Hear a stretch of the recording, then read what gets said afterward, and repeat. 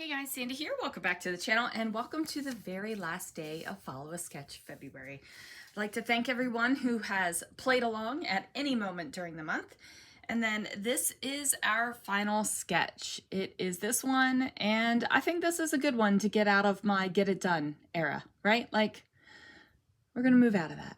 It does call for 2 photos, bunch of mixed media, paper, all of that kind of thing. It comes from Passion Scrapbooking magazine.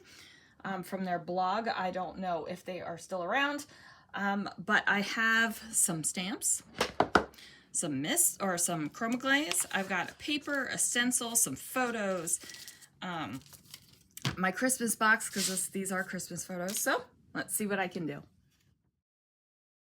All right, guys, so in the sketch, there is like a little bit of kind of like a graph paper, and I didn't know if that is actual paper, if that's a layer, whatever it is. But I have this stamp from Tailored Expressions, and it is a red rubber stamp. It has a, it's on like a thick, can you hear that? It's on like a thick background.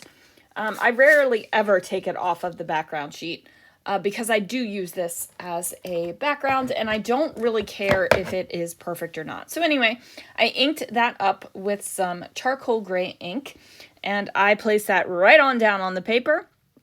And then I also placed some up on the upper left-hand side, even though it doesn't call for it in the sketch. Now there is a bunch of mixed media on the sketch, and I had plans on doing that. Now you have to be thoughtful sometimes with your mixed media. I should have done the sprays and then either let that dry or dried it with the heat tool and then stenciled over top of it. But I forgot about that step. I forgot about doing the spray. So ultimately I decided to nix the spray, right? I was like, nah, it's all right. We don't need it. So I am using the Sweater Weather stencil from Scrapping Reflections. Lord, I hope that's what I ended up naming it. There are times where I call stencils the wrong thing because I call it something in my head, but I named it something else to put it up on the shop. I probably should not do that. I probably should just name it what I think of it as. But sometimes they don't match up. Like the pinwheel stencil, I call stabby arrows because that is what is left when it is laser cut. But I don't think stabby arrow, I don't know, maybe I will. I've talked about this before. I don't know. So anyway, I am using that stencil with some chroma glaze from Brutus Monroe. I am using this yellow kind of spatula spreader that I picked up at Harbor Freight. It is for when you're doing Bondo on a car. But I was like, you know what? I want to try this. I want to see how this works on a stencil. And it works pretty good. I'm pretty happy with it. Right? And now it's over in the utility sink, rinsed and drying, and yeah, I like it. So these are photos of Christopher and I for Christmas 2022. We have the tradition of buying pajamas for Christmas Eve, and we open those pajamas up at midnight. Now, we have never done the family matching pajamas. I have had the kids coordinate.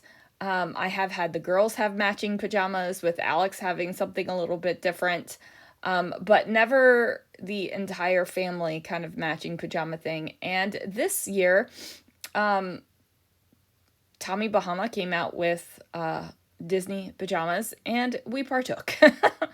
And then you can kind of see our faces. We had this kind of like, we are the matching pajama family face. Photos, and yeah, these just had to be scrapbooked. Now I have just recently, I don't know if I've gotten rid of these or I got rid of the ones I got last year. So Christopher got me Tommy Bahama Disney pajamas last year, which were awesome, but they shrunk. Like the shirt shrunk a good 4 inches. The pants shrunk a good 3 inches, and I was like, these are not the same quality as they were back in 2022 when we got them. So that was a little bit of a disappointment. But anyway, this is probably the only time we've ever done matching pajamas together. You know what I'm saying? So this is a wood word. It is the word joy. I do believe I picked these up at Hobby Lobby a couple years ago. I'm using a glitter brush pen to color this in. Now, originally I thought I was going to color this in, and then I was going to also heat emboss it with clear embossing powder. I thought I was really just going to get in there.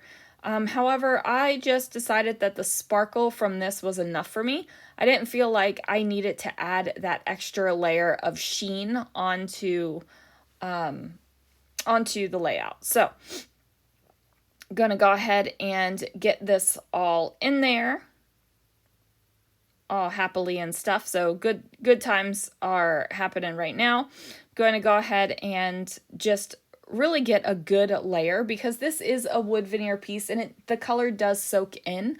I have found that sometimes if I don't put a thick enough layer or wet the wood enough, it's almost translucent when you look through. However, this color is pretty opaque, so it's doing a good job.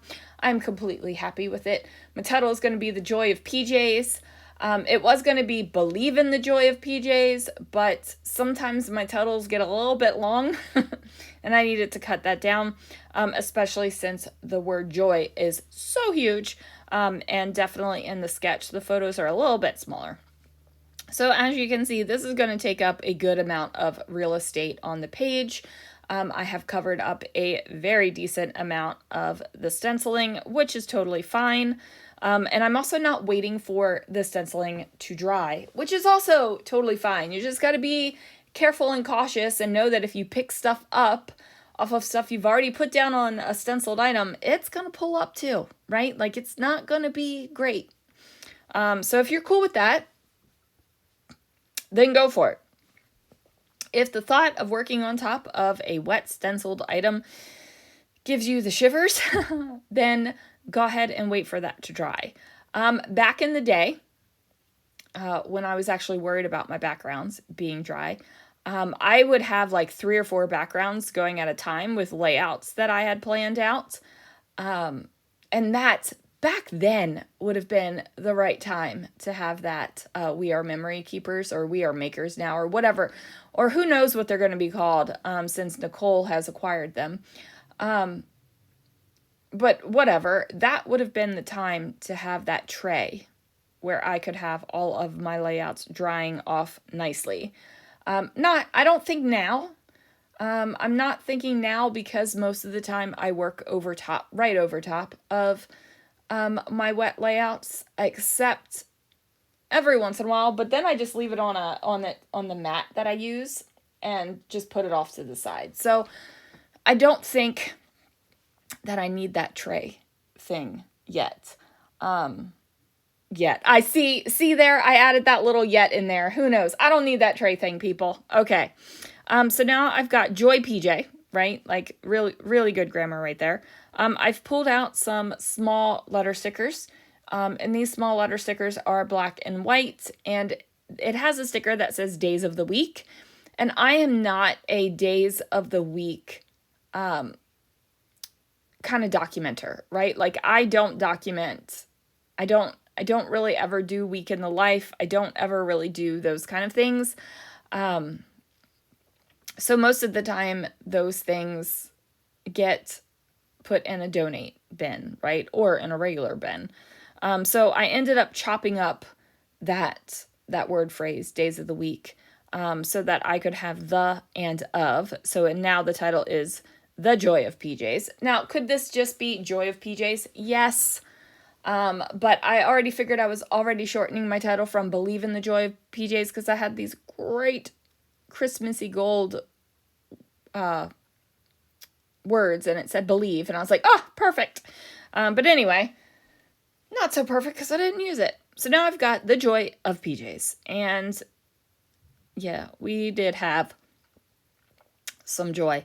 I think Christopher wore the pants again a couple times, but then I ended up taking those over and his shirt. I ended up taking over his pajamas.